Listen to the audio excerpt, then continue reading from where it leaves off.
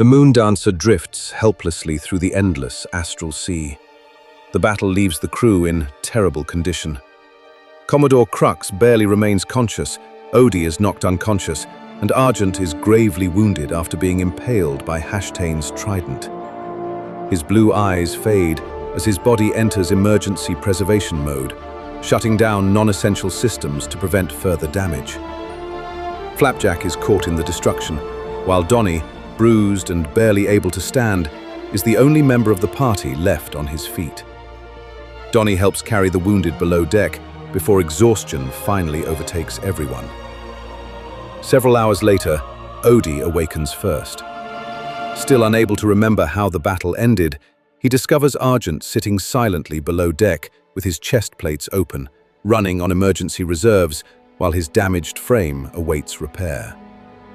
Using careful maintenance and his magic to restore damaged components, Odie gradually brings Argent back to full functionality, and before long, his familiar blue eyes glow once more. Together they return to the upper deck, where the full extent of the damage becomes clear. The moon dancer's hull survived, but the mast and Spelljammer have been destroyed, leaving the ship stranded. While the crew works tirelessly to salvage timber and begin rebuilding the shattered mast, Odie and Argent try to piece together the missing moments of the battle. Their only conclusion is that Donnie must somehow have driven Count Hashtane away. Before long, the story grows with every retelling, until sailors are joking that Donnie hit Count Hashtane so hard that even the mast snapped in half. They eventually find Donnie recovering in the captain's quarters. Bruised from head to toe, he quickly dismisses the increasingly ridiculous stories and explains the truth. He never defeated Hashtane. The Count simply withdrew after the celestial jellyfish crippled the moon dancer. Only then do Odie and Argent notice Elena asleep in one of the beds, having finally collapsed from exhaustion after ensuring the wounded had been brought safely below deck. The unexpected sight plants the first seed of suspicion in their minds, though neither of them says anything just yet. Outside, they are relieved to find Flapjack recovering from his injuries. Though weakened, he confirms the grim reality. Until the Spelljammer can be repaired, the moon dancer is stranded, and if Count Hashtane returns, the crew is unlikely to survive another battle. Searching for another solution, Argent notices movement far beyond the drifting ship. A pod of Kindori glides peacefully through the astral sea, feeding on shimmering clouds of magical gas. Realizing Odie can speak with beasts, the companions wonder whether the great astral whales might be persuaded to help. Donnie hoists Bolin into the air to get their attention, while Argent makes his blue eyes shine as brightly as possible. Embarrassed but determined, Odie calls out across the astral sea. To everyone's relief, the Kindori answer. As the great matriarch approaches, Bolin quietly encourages Odie to simply tell the truth. Odie introduces himself as a druid from Morveth, explaining that he was sent into wildspace by his druidic order to forge friendships and alliances with the great peoples and creatures of the astral sea. Moved by his honesty and respect for nature, the matriarch agrees to help. While Odie continues speaking with the whales, the crew secures heavy towing lines around the great Kindori, and the moon dancer slowly begins moving once again. As the journey settles into a peaceful rhythm, the tension aboard finally begins to ease. Remembering what they had seen earlier, Odie and Argent teasingly return to one lingering mystery. Why exactly had Donnie been sleeping in the captain's quarters? Their innocent questions quickly spiral into awkward speculation, and Elena happens to overhear just enough to believe Donnie has been spreading rumors about the two of them. Mortified, he hurriedly assures her that he has done no such thing, while she reminds him that a captain cannot afford gossip among her crew. Satisfied, she turns to leave, but not before teasing that, had Donnie actually been interested, they might have been able to work something out. With a playful wink, she leaves Donnie standing speechless on the deck as Odie and Argent quietly make themselves scarce. Nearly a day later, after being towed across the astral sea by their unlikely rescuers, a lonely, rocky silhouette finally appears on the horizon.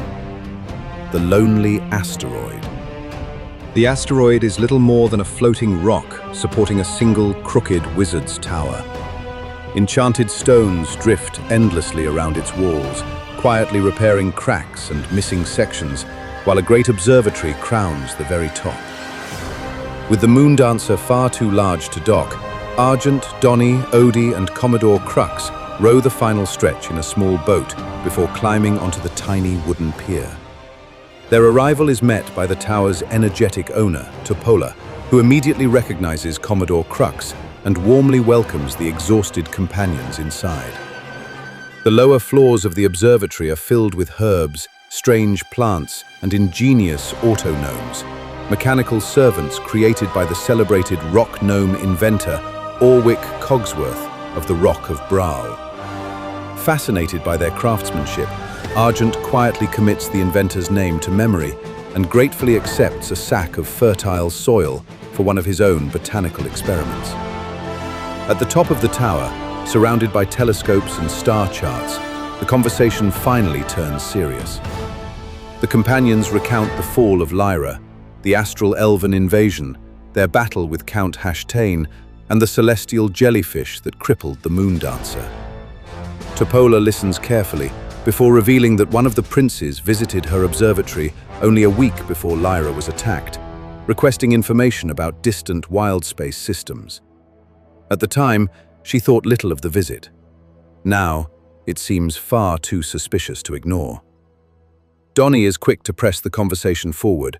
Every delay weighs heavily on him. His parents, his cousin Jimmy, and countless others remain trapped on Lyra, and every passing day gives the Astral Empire more time to tighten its grip. Whatever route leads to Doomspace, he insists they have to find it before more worlds suffer the same fate. Topola agrees to chart a route into Doomspace, but warns that the calculations will take time. In return, she asks for a favor. For months, a dangerous creature has haunted the shadows beneath the lonely asteroid, attacking vessels that approach her observatory.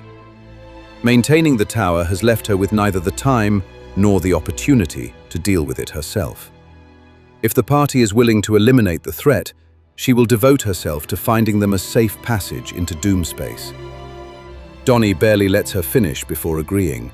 If defeating a monster is what it takes to keep moving, then that's exactly what they'll do. Argent, however, approaches the situation more cautiously, questioning Topola about the creature's size, behavior, and abilities.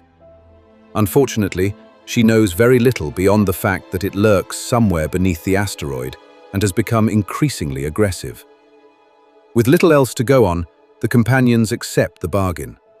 Leaving the observatory behind, Argent, Donnie, Odie, and Commodore Crux climb back into their small boat and descend beneath the lonely asteroid, disappearing into the darkness below to confront whatever ancient predator has claimed the shadows as its home. Beneath the lonely asteroid, the light quickly disappears. Argent, Donnie, Odie, and Commodore Crux drift silently beneath the asteroid in their small boat, surrounded by darkness and the endless void of the astral sea. For several tense minutes, nothing stirs. Then Donnie notices movement. A massive shadow slips between the rocks before vanishing once more. Moments later, a colossal void scaver erupts from the darkness. The enormous predator crashes toward the boat, its scarred black body cutting effortlessly through the astral sea, while a single glowing eye swings from a long stalk above its head. The sudden ambush sends a wave of panic through the party. Confronted by a creature unlike anything he has ever seen, Donnie instinctively recoils. For a brief moment, fear overwhelms him completely, leaving him rooted to the spot as the others spring into action. Argent opens fire with his revolvers, Odie hurls lightning at the beast, and Commodore Crux's grenades tear into its thick hide. Despite their combined assault, the monster refuses to retreat. Instead, it lunges straight for Argent. Before anyone can stop it, the void scaver swallows him whole. Inside the creature, Argent is battered by crushing muscles as burning digestive fluids begin eating away at his already damaged body. Desperately, he struggles to escape, but every attempt fails as his systems begin shutting down. Odie continues his relentless assault, while Commodore Crux desperately tries another approach. As the beast opens its jaws to snap at him, Crux catches sight of Argent trapped inside and throws a rope toward him. Argent reaches desperately for it, but his fingers miss by mere inches before the creature's jaws slam shut once again. Watching the rescue fail finally breaks Donnie's fear. Faced with the realization that Argent will die if he does nothing, terror gives way to courage. Charging forward with a roar, he unleashes a relentless barrage of punches that staggers even the enormous Void Scaver. Blow after blow lands until the wounded beast convulses and violently spits Argent back into the astral sea. Seeing Argent finally free, Odie gathers every last ounce of strength he possesses. Swirling spores erupt around him as he channels the ancient fungal magic of Morveth through his staff. With one final strike, he infects the creature's wounds, and within seconds, parasitic cordyceps spread through its body, tearing the mighty Void Scaver apart from within. The battle is finally over. Bruised, battered, and barely standing, the companions recover Argent and begin repairing his critically damaged body. Searching the remains of the beast, they discover the body of a long-dead traveler still wearing an ornate survival suit, a valuable relic designed to survive the dangers of wild space. Valuable as the discovery is, the companions consider their greatest reward far simpler. They are all still alive. Returning to Topola's observatory, they report that the creature beneath the asteroid has finally been slain. True to her word, Topola completes her charts and reveals a safe route into Doomspace. She also suggests seeking out Commodore Garganhale and his fleet, believing they may become valuable allies in the coming struggle against the Astral Elven Empire. To everyone's surprise, Topola decides to leave the lonely asteroid behind and accompany the party herself. Entrusting the observatory to her loyal autonomes, she gathers her charts, research, and most valuable belongings before boarding the Moondancer. Argent quietly collects the fertile soil she promised him, while Elena and her crew deliver equally welcome news. The shattered mast has finally been rebuilt, and the Spelljammer is once again capable of sailing the astral sea. With the Moondancer repaired, a route into Doomspace finally charted, Topola now among their ranks, and the promise of new allies awaiting them, the companions leave the lonely asteroid behind. For the first time since the fall of Lyra, they are taking the fight to the enemy.